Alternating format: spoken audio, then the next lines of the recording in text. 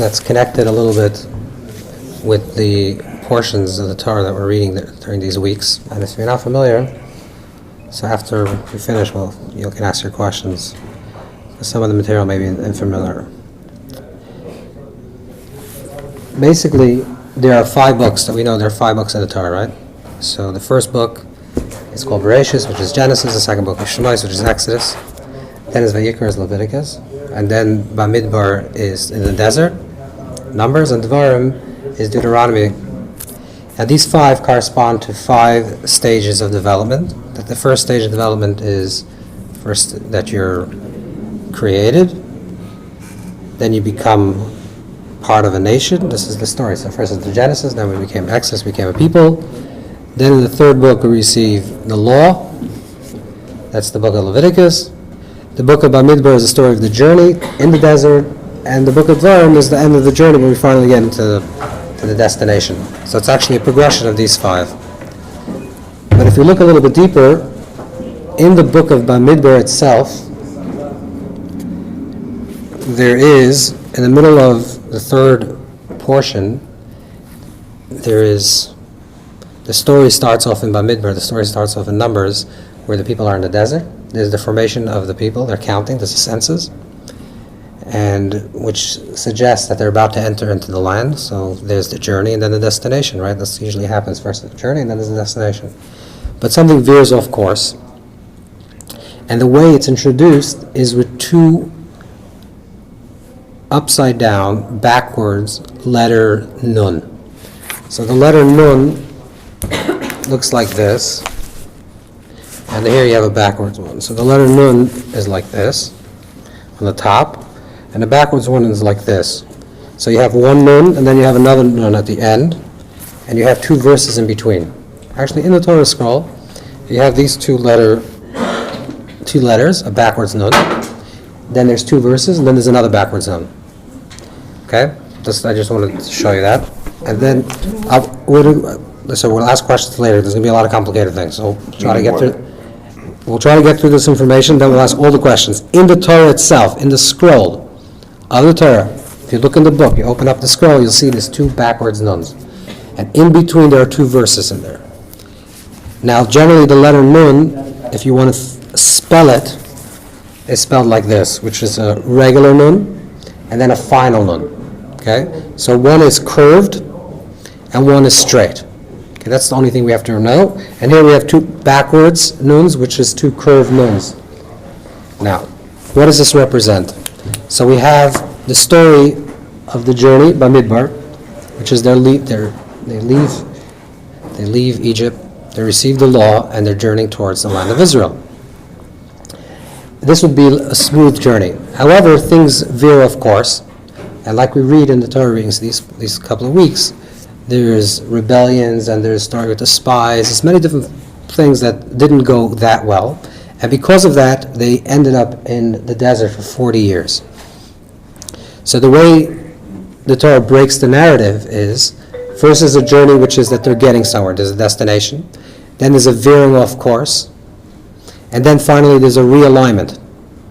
So it's introduced, this concept of movement, misalignment, and then realignment, breaks the book, divides the book of Bamidbar into 3.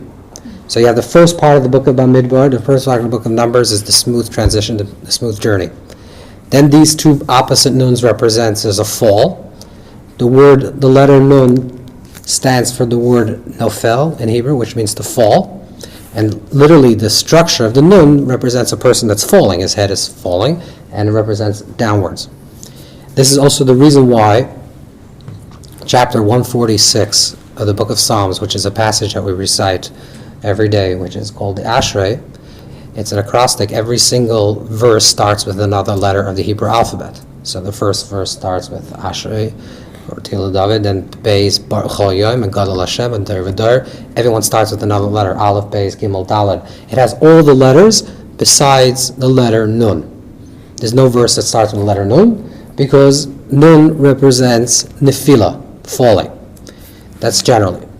Now, when you have a Nun that's falling together with, and you spell out the Nun, So you have one letter that represents falling, and then the final nun. The nun, just so you should know, is like the letter N. N can be in the first beginning of a word, it can be the end of a word. When it's beginning of a word, it starts a word, or it can be in the middle of the word. And when it's a final nun, which is the long nun, it's always at the end of a word. Right? That's the conclusion of a word is with the final nun. The nun itself is spelled with two nuns. So here, in the Torah, we have two backwards nuns, but two regular nuns, which means falling after falling. There's a fall, and there's another fall, right? Because the head is bound. And this nun, the way the regular nun is, I'm going to explain to you what this means. The regular nun is a fall and then a getting up. Okay? So there's falling and then getting up. Which means that you veer off course, you have a life journey, you have a certain purpose, a certain goal that you want to achieve, you have a certain vision how you're going to achieve it, and then something unexpected happens. So you veer off course and you fall. There's two options, obviously. The first option is that it completely takes you off course and you forget about what your objective and what your trajectory is, and you're completely off course. The next thing you know, it's 5 years later and you don't know how you got into this life. Or you have the final nun, which is the getting up nun. Now, the letter nun is also connected with the word nachash. Nachash means snake. Okay? Now, the word snake and the concept of the snake is what we find in the beginning of the story of Genesis, which is a story in the Garden of Eden, that the snake tempts man to eat from the tree of knowledge, which means that the snake demotes the human being from a place of the tree of life. Then the tree of life means a place of oneness and the absolute unity with everything, versus the tree of knowledge, which is awareness. And the basic difference is when you're aware that you're having an experience and you're separate from the experience. Any type of experience. If you're aware of yourself thinking, or you're aware of yourself enjoying an experience, or you're aware of yourself listening to music, then you're not really fully enjoying the music. The only way you really fully enjoy something is if there's no longer a you that's observing yourself having the experience. Right? And that's the difference between the tree of life, which is one, which means that we have an experience that's very deep and very real and very authentic, that there's completely no separation, versus an experience as a tree of knowledge, which is awareness that there is a you that's observing yourself having the experience. So eating from the tree of knowledge, which eating is a metaphor for internalization, for bringing it into your body. So when they eat from the tree of knowledge, it represents that they're leaving the tree of life reality and now they're observing themselves having the experience. That's considered a nefila, a fall. Okay. Now, the two letter nuns together in Hebrew, they also have a numeric value, every letter. So the numeric value of the letter nun is 50. Okay? When you have a nun and a nun, you have 100. Okay, I'm going to explain a little bit what this means. 50, the number 50 appears in the Torah a few times. And wherever the number 50 appears in the Torah, it represents total freedom. As if you're going up a scale or a ladder, and then when you reach the top of the ladder, that's the point of 50. For example, the famous example would be the idea of the Jubilee year, the Yovel year. The Jubilee year is you count 7 years, 7 times 7, that's 49. The 50th year is complete freedom, and the slave goes back to himself, and he's redeemed, and the land goes back to its owners, and everyone is in a state of perfect freedom. So 50 is a place where you reach that is freedom. Nun also means fish. Okay, it actually means nun it means a fish. The letter nun can mean a fish. Now, what it represents in terms of reaching a certain plateau, it's when you're like a fish in water, moves about effortlessly, or at least it appears to us as it's effortlessly. So therefore, when you reach a certain spiritual plateau, a certain stage in your life, when you finally get it, you're swimming comfortably. So let's assume that you have a certain goal that you're setting up for your life. It could be a spiritual, a mental, a physical, emotional, whatever the goal that you're setting up for yourself, and the struggles, and you finally reach the top of, you scale the peak, you reach the top of the point, and then you feel like, okay, this issue in my life is no longer a struggle. So let's say when you're younger, or you're in another condition, you struggle with one issue, and then you've mastered that issue, and you finally reach a place of no struggle. Okay? I'm not saying that you don't have struggle at all in your life, but with regards, correct, with this particular issue, you're swimming freely as a fish, which means that there's no conflict, there's no dichotomy. It's very easy. Okay, let's go a little bit deeper, and I'll try to understand what this is a little bit more. Nachash, snake, has the same numeric value as the word for Mashiach. Okay, Mashiach is the Redeemer. Redeemer, we're not only talking about the collective Redeemer, we're talking about the inner Redeemer, something that's perfect and whole and beyond all exile within ourselves. So Nachash represents that. Mashiach, we know that there are two forms of Mashiach, two expressions of Mashiach, or Messiah. There is Mashiach ben Yosef, and there's Mashiach ben David. There's Mashiach from the house of David, and there's Mashiach from the house of Joseph. These are two Mashiachs. Now Yosef and David belong to the tribes of Yehuda and Yosef, right? David is in the house of Yehuda, and Yosef is in the house of Rachel. So you have Jacob, Yaakov, marries 4 women, right? His 2 primary wives is Rachel and Leah, Rachel and Leah. The oldest son from Rachel is Yosef, is Joseph. The son that assumes responsibility and becomes sort of the king or kingship or royalty is eventually bestowed upon him is Yehuda, is Judah.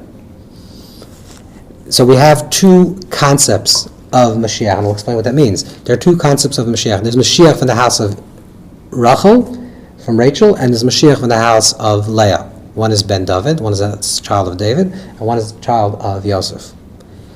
Let's go back to the biblical narrative, what exactly occurs with Jacob. When Jacob, the first time he meets Rachel, what happens when the first time he meets Rachel? He sees her, and she's very beautiful externally. He falls in love with her, and he wants to marry her. Instant love. And he's immediately attracted to her, and he wants to be with her. This is what the simple narrative is. Because she's Yifas Torah, Yifas Mara, she's very beautiful. Her son, Yosef, is described the same way. That he's overtly, externally very beautiful man. And everyone is immediately attracted to him.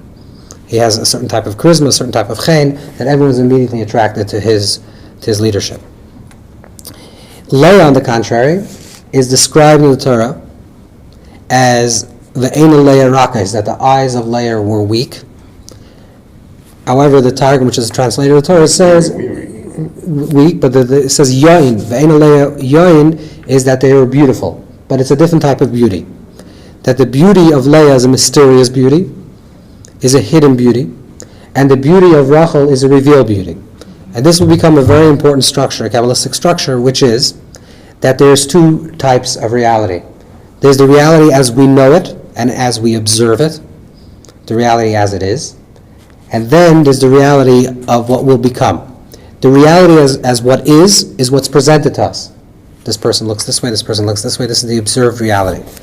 This is the description of Rachel and the description of Yosef. This represents Mashiach ben Yosef, which means Mashiach ben Yosef, Messiah from the house of Joseph, is the Mashiach of the reality of the present. Then there's Mashiach ben David, which is the reality of the dream of the future, which is not revealed yet, which is what we hope for, what we dream for, what we're creating. It's a different type of reality. So you look in the world and you say, okay, this is the world that it is, and we can make do whatever that is. That's a Mashiach ben Yosef reality. Mashiach ben David reality is to have the dream and say, well, that's just the way it is now, but we can actually create a better world, a better society. So that's the dream. It's not beautiful overtly, but it will become beautiful through the work, or through the unfolding.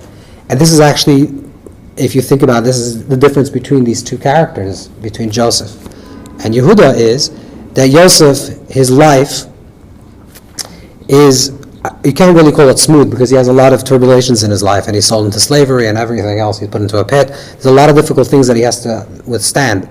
But Yosef is a person that never complains. You don't actually hear his voice when he's thrown to the pit, at least in the way the Torah describes it. He's never complaining, he's just quiet, and he's allowing everything to just happen to him, because he's just the way things are. That's okay. Whatever the situation is, it's okay. The one time he does complain is when he was in prison in Egypt, but that's like out of character. He never complains, and this is the way his reality is. Yehuda, if you follow the narrative of Yehuda is actually the opposite type of character. Yehuda is a person that constantly is in a state of struggle, and he's constantly overcoming. He has huge temptations, and he goes through very strange episodes in the Torah, but he's always trying to fight for his rights. He's always trying to do just. Even when his brother is sold into slavery, and he takes responsibility, and he takes responsibility for Benjamin, and he's always fighting, and always he's pushed down, and he always gets up. Which means that he represents a person that even though he's being crushed, he always has the ability to stand up again. Therefore, he represents Mashiach ben David, from the house of David, because that is, even though the world doesn't appear to be in a perfect state, and it's far from perfect, Yehuda says, no, we have to plow forward, we have to move forward, we have to have a dream, we have to have a vision, and we can create, and it should be revealed, a higher dimension of reality. So that's the aspect of Yehuda. And this is correspondingly, this represents the two movements of the letter Nun. That the letter Nun means, we said, the word Nefilah, which is to fall. So he's falling. But the final letter Nun, which is when you spell the letter Nun, it's spelled Nun Nun, is a straight line. So the way the Talmud says is that the letter Nun, the falling Nun, represents a person that's falling and struggling and being challenged, and the straight Nun represents someone that's straightening himself out. So someone that does fall, there's some ones that's always straight, and there's some people that fall and get up and fall and get up and fall and get up. That falling and getting up is the character of not giving up, not despairing, and always believing in the possibility that something could be different. And that is Mashiach ben David. That's what we're anticipating. Yeah. So this is Nutzafit, the final one. That's the final letter. So that means that you're falling and then you're getting up. That's the Nun. When Yaakov is going to send one of his children into Egypt, which to Yaakov is obviously a demotion. He's descending into Egypt from Israel. Israel is higher, even physically and spiritually. He's descending into Egypt. Who does he send to go down into Egypt? He sends Ves Yehuda Shalach Lefanav Goshna. He sends Yehuda to go down to Goshna, to Goshen. The numeric value of the word Goshna is the same numeric value as the word Nachash, a snake, and the same numeric value of the word Mashiach. Because he has the power to go down into Goshen, into Egypt, into a place of constriction, and from there to get up. Okay. So this is the general concept of a nun in its proper formation. Which means a nun in proper formation is that even though you're full, you get up. Which incidentally is also related to a meditative practice, because the spine is what connects the brain to the lower part of the body. Now, the sages in the Talmud say something it's a cryptic statement. It says that when you bow down for modim is a certain passage in the prayer, that you submit and you humble yourself and you acknowledge and you're thankful. Okay, so we'll use the word just thankful, when you're thankful. So it says that when you bow down for modim, you have to bow until the bones of the vertebrae show. So you bow down and you can see it in the back. And if not, it says that the bones will turn, the spine will turn into a snake. Okay, that's what it says. This is one passage. Another teaching says like this, that when you bow down for modim, when you're bowing your head, you have to bow in a way that you show the vertebrae and you drop. Okay, so your head drops. But then when you move upwards, so you bow, you're bowing in acknowledgement and being grateful and thankful. But when you're moving up your head, you have to move it like this, straight up, and you move like that, as if... Quarterly. Correct, but you're moving the way a snake gets up. Kinachash. Okay. So what you're doing is you drop, and then you get up like a snake. So here we have a very interesting image, because on one hand, It's saying that if you don't bow down, then your spine turns into a snake, which would appear that a snake is something that's not necessarily positive. On the other hand, we're saying, but when you bow down, you have to get up like a snake.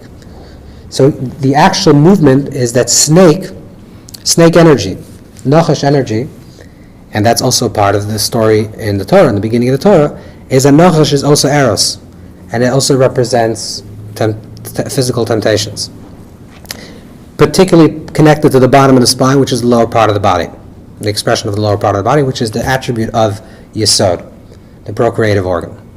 So the top of the brain is connected this way, so it's from here to here. Okay, now the movement, there could be a movement of two directions of spinal energy. You can have movement that goes from the bottom of the spine, moving upwards into the brain, into the brain. This is one movement, which incidentally is some forms of Kundalini meditation, but I'm not going to get into it, which you're bringing up spinal energy upwards, and that in itself is an expansiveness, but it's actually a very physical thing because it's just basically sexual energy. And then what the Talmud is saying, and what the sages are saying, is actually the reverse. That what you have to do, and this is the way it's actually described in the teachings of the Ari. In the teachings of the Ari, what you're doing when you're bowing down is you're taking your moyach, which is your mind, and you're bringing down the energy through your spine, and you're bowing down all the way down that your head is positioned towards your attribute of Yesod, or at least in that direction, so you're moving downwards. You're bringing down the energy in the reverse. First you're bringing down mind, and the energy is flowing down. Once there's a movement from the head to the lower part of the body, the lower part of the body is not a negative thing. It's just when it's uncontrolled and there's no mind, there's no moyach, then it can be something that's misdirected and it's not expressed properly. However, when it's done through the mind, then you actually have to bring it up. So what you do is first you move downwards through submission. You're moving your head downwards to the attribute of Yesod. So you're moving the mind towards the lower part of the body, which is the lower part, which is the snake. Okay, so the spine represents that snake energy, but it's moving downwards. Then when you finish the moedim, then you're moving it upwards. So you're moving from the bottom part of the spine up to the brain. So you have to bring up that energy, which means that the concept of nachash, the concept of nun, which is the snake, is not something that negative has to be let go, but it has to be included. It's just not, the movement shouldn't be from the lower to the top, and it should be first top down. The movement goes down the spine, then it moves up. Now if you don't bow down for moedim, which means if there's no submission, which means there's no movement from the head to the lower part of the body, then the way the sages phrase it is that the spine turns into a snake, which means, and the snake is connected with the tree of knowledge. And what is a tree of knowledge? A tree of opposites, and opposites means death, right? Because the opposite of life is death, and the opposite of death is life. So it means that the spine turns into dissolves. And this is the teaching that the Talmud talks about in terms of the resurrection of the dead. Because if the spine is completely transformed into a snake, which means that it enters into the tree of knowledge, then there's no possibility for the tree of life, which is the resurrection. That's the movement. So you're moving from the top to the bottom, and then from the bottom you're bringing it up. Okay, so this is the healthy movement of the letter Nun. Getting back, so what we're saying is that the letter Nun, there's the regular Nun, which is the bent Nun, and then you're moving into the straightened out Nun. So it represents that you're bowing down, you're moving downward, and then you're not giving up, there's no despair, you're moving upwards. Now the moving upwards, again, also internally represents the bringing up of the energy upwards. And that's actually the transformation of Nachash into Mashiach. Okay, that's redemption. That's ultimate redemption, where we can include every single aspect of our body into this perfection, into the tree of life. Now, when we look at the letters Nun, and then we say that there's two Nuns, one after the next, but there's no final Nun, which means that there's no straightening out of Nun. So that's Nefila Basa Nefila. That's a fall after a fall. Now we also said that Nun means to get to a point where you're effortless, right? We said it's like a fish that's floating in water. It's like a person that reached 49 and reached the 50th gate of wisdom, first gate of understanding, and they're free and they're effortless. You get through a challenge and you're ready in a perfect state. So what type of fall do you experience if you're floating effortlessly? You understand? And this, yeah, what kind of Yerida? What kind? So let's try to get through, and then we'll ask questions. What kind of falling do you experience when you reached a certain plateau? So let's say, for example, you're struggling with anger. Let's just give a very broad example. And you went to many anger management classes, and you learned the material, and you're completely very peaceful, and that's it. That you reached. I don't know if it's possible. Let's say you reach a point of complete equilibrium, and you never become angry. So you reach a certain plateau. What is the nefila? What's the possibility of the fall? That could be a fall after a fall. And the answer is very simple. The fall after a fall is when you're trying to overcome a certain obstacle, whatever the obstacle it is. It could be a physical obstacle, an emotional obstacle, a spiritual obstacle, a mental obstacle. And you see, this is a challenge. I have to get over this obstacle. And so, and you realize that every problem is really just another opportunity for growth, another opportunity to learn, and this is another step in getting upwards. And then you recognize that sometimes you have to crouch down to jump higher, and all that movement. Okay, fine. And then you finally, but it's very clear that there's a challenge that's presented to you. Whatever the challenge is, this is the hurdle that you have to overcome. You focus on it, and you say you don't want to be like the nun that falls. You want to be a nun that gets up. So you get down, and you say, I'm going to get up, and that's really to experience an inner form of redemption, right? The inner Mashiach, the inner quality of Mashiach is that concept of never despairing, never saying, okay, that's it, forget it, that's it, my life is over, or this aspect of my life is completely over, because I've tried, and I keep on falling, and I just give up. Okay, it could be relationships, or job, whatever it is, spiritually, whatever you say, okay, I can't learn Hebrew, any topic that you say, I try to do it, it didn't work, just give up. But that's not really getting up from the nun, that's just falling and despairing. And the real way of living is to say, okay, I fall and I get up, and I get up again, and I'm going to be like Yehuda. What's the type of fall that we can experience once we reach a certain plateau in our life is routine. And routine is actually even a bigger challenge than anything else. Because if I know that this is a hurdle that I have to overcome, okay, let's say it's a simple thing. Let's say it's learning Hebrew or starting a relationship and so on. And I know, okay, this is what I want to do, this is what I want to achieve, and this is my goal, and there's obstacles, and I try this, I try that, but I keep it, this is my focus, this is my trajectory. Okay, now I finally achieve it, and I'm in a relationship, in a very healthy relationship, I'm married with children, everything's fine. What is the problem now? The problem is, stagnation. And the stagnation comes because it's routine. Okay, so it's day in, day out, you got it. Okay, so, and then you end up being, which the way the Torah likes to define this is a backwards nun.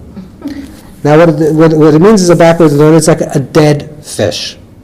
That from the outside, if you look at a stream of water, and there's a fish swimming upstream with the water, right, and it's also flapping, its fins and scales, whatever, and it's moving. From the outside, a dead fish and a live fish looks the same thing, they're both floating upstream, right? But one is alive and one is not.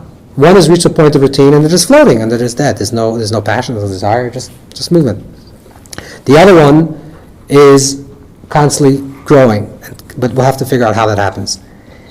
Now, if we look at the story of the Torah, where does the Torah insert these two opposite nuns? Right after the story is that immediately following the final nun is the story that the people were complaining that they didn't have any meat to eat. Okay, so they're sitting in the desert, and in the desert, however we're going to understand this, but in the desert, they're eating man. Now the way to eat man is that the manna is available to everybody. Every person experiences the manna.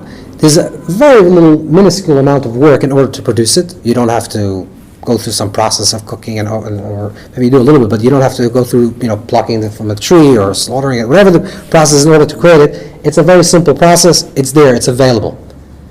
And it has every taste. Any taste that you wish, the manna tastes like. The image of man is the image of a mother's milk. That's the best possible image. And Moses himself, when he talks about the people in the desert, he says that I have been like a wet nurse offering them milk, like carrying them throughout these years in the desert. Which is, they have everything they need, just like a child that has good parents, and the parents are taking care of the child. The manna just becomes a metaphor of everything that a little kid has, a 3-year-old child. It has a shelter, and has warmth, and has clothes, and has food, and the kid never has to worry about like what's going to be for supper. The mother prepares supper, or whatever. Someone prepares a supper, and the supper's there. He never thinks about what's going to be for dinner, or how they can go to sleep, and what's going to be with the electric bills. Everything is fine. Okay, this is the reality of the people in the desert. But the people in the desert complain, and what do they say? That we want to have meat. Want to have meat, but the truth is they did have meat because the man tastes like meat. But they weren't. That was not enough for them. They wanted to have something new. They were tired of the routine. It was too accessible. It was too available.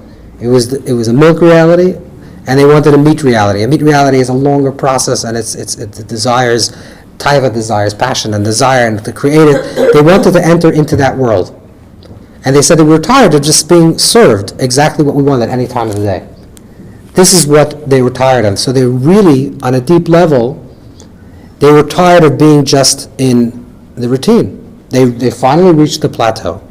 They left Egypt. They were redeemed. They reached a place of perfection. They're in the desert. They're receiving the milk. And they said, but it's not enough. We want to struggle. Or we want something new. It's like a person that says, I'll just give you a very trivial example, but it's not actually trivial. Let's say a person is seeking to have a relationship, and after many years, they finally find the right one, and they settle down with this person, and they're living their 10 years happily married, and this is the person. Then all of a sudden, the person starts looking around, looking for other things. Why? Because it becomes routine. So what do they think? If I'm going to get another person, you're going to be sad. Well, you're not. That's not the problem. The problem is you're trying to fill a gap, an emptiness that you have because of the routine with some new excitement. So the people they had milk, and I was okay. Let's get a new excitement. Let's go through. Let's slaughter animals or something. Let's do something. But that's not going to help. So what actually helps? Or a person wants to make money. They make money, and they say, okay, if I make $1 million, I'll be happy. But it's not true. They make $1 million, and they want more, and they want more. When are you going to be happy? They say, okay, if I need 10 pairs of shoes. You buy 10 pairs of shoes, and say, no, but I need 11. I mean, it's not my problem, but I'm sure people have that problem. So you have to know, like, how do you say? When do you say that it's enough? That even in the routine, when you're in the routine and you finally reached a certain plateau, and how do you break open to a certain sense of freedom that you don't get into the rut of just the routine and you feel like your life is boring? So we can go back to the idea of the nun and the nun. The nun and the nun is a regular nun and a final nun. Now we said that the regular nun and the final nun means a person that's falling and a person that is standing up. Okay, that has a position that is standing up. The letter nun, we said, also has the numeric value of the word 50. So 50 and 50 is 100. Now the Ari writes, and other Kabbalists write, that when we talked about before about moedim, that we have to bow, right? And we say we have to bow down, and then the spine will not turn into a snake. But then we have to elevate and come through a snake and bring up the snake energy upwards. The word moedim in numeric value is actually 100. Mem Dalet Yud Mem in numeric value is 100. What is moedim? Moedim means to be grateful and thankful. And this is the simple and most true thing about life. That whenever you achieve certain goals, if you're trying to achieve a certain goal, and there's an obstacle and you're trying to achieve it, okay, that it's very clear, you have to struggle, you have to overcome, and you overcome, you persevere. If you have already achieved what you want, and you now find yourself in the routine, you have to make sure that you're constantly being grateful, because nothing is actually routine, and nothing you should take for granted. It's your health, and your happiness, and your wealth, and your relationships. There's nothing actually in life is routine. Just because the sun rose, the sun set yesterday, doesn't mean it's going to happen tomorrow. And we have to be thankful for it. So what the Torah is saying is that if we experience moedim, which is acknowledgement and submission, and being grateful, that ensures that nothing in life becomes routine. So even the things that are routine, and okay, we achieved it, we have it. You have to be grateful and be grateful and be grateful again. And that's how you really reveal on the deepest level the inner Mashiach, because there are two types of struggles, like we said. There's one is the challenge, it's very overt, it's a very clear struggle, and there's one is the daily grind of life. It's day in, day out, you're doing the same thing. Okay, so where's my passion, where's my desire? Okay, I have what I need and what I want, but I don't have any longer any desire. And I want that. It's like the people complain that we have the man, but we want to have meat. We want desire. And to break that is to have moedim. And that's why there's another teaching that's found in the Talmud, which ties everything together. The Talmud says that Bikesh HaKadosh Baruch Hu Lasses Chizkiah Mashiach, that Chizkiah, one of the characters, one of the kings of Israel, God said, I would actually like Chizkiah to become Mashiach. He's perfect. He's reached a very high spiritual plateau. He's redeeming the world. He's on a spiritual level and a perfect person, perfect candidate to be the Mashiach. And I said, like we said before, it's important to understand that we all have aspects of Mashiach. We're talking about the collective, the individual as well. And it says that he does not become Mashiach, this particular person, because he was not grateful and he was not thankful. That's the problem. Yes, you reach a very high spiritual plateau, but if you get to a place where you just see your life as routine, and whatever it is in your life, even your health and things that you take completely for granted, if you're not grateful, then you end up actually descending. That's the deeper type of nefila, of falling. It's not the falling that's very clear to you. Falling that's very clear to you is like you're struggling to get up, and you say, okay, this is a big challenge, and you're struggling. It's clear. This is a struggle, this is a challenge, this is something that you're falling. The more subtle falling is the falling of the daily routine. And then 2 years later, you look back and you're completely depressed, and you don't know why, because you just got into this routine and this rut, and it's day in, day out in the same type of behavior, and everything externally seems to be perfect. It's exactly what you wanted, and your life seems to be, you're with the perfect person, and you have your health, and you have financially, everything's fine, and spiritually, everything's fine. It seems to be everything that you desire in your life is actually materializing. But somehow, if you don't take an inventory and continuously be thankful, you'll find yourself in a year, 2, 3 years from now looking back and saying, wait a second, I don't feel meaning, I don't feel purpose, and looking elsewhere to fill your life with some type of excitement. It can be this thing, that thing, or the other thing, but it's always going to be something external to you. And the way to overcome this type of more subtle form of falling is to constantly be grateful and thankful.